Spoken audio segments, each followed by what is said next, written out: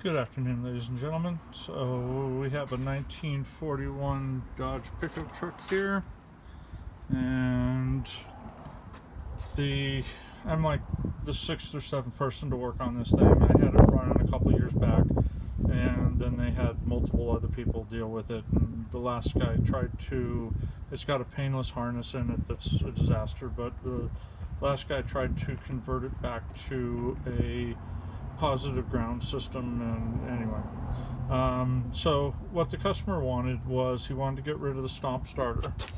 Somebody had modified the bracket for unknown reasons, and he's 80 something years old and has a hard time stomping on that thing, so he wanted to go to a 12-volt starter and go to a push button style.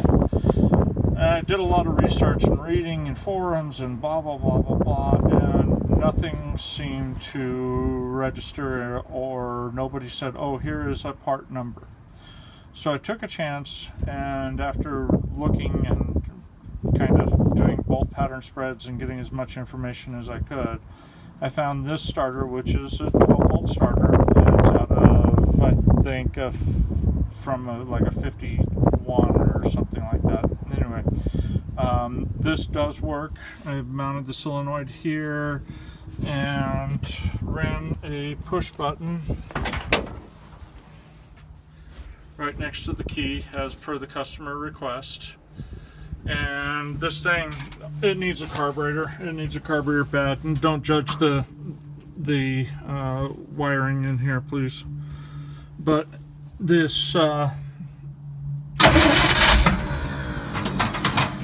like I said, it needs a carburetor.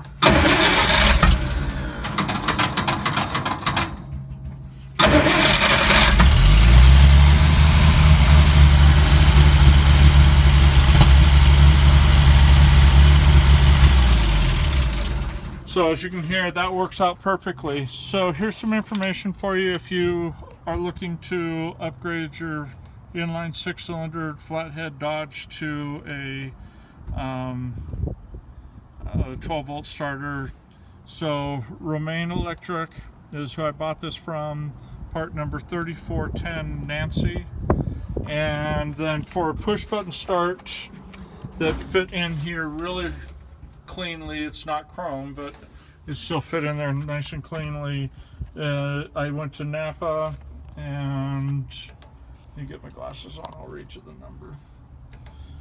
786139. It's a 16 amp capable push button start, and I use that on a Ford solenoid, non-continuous duty.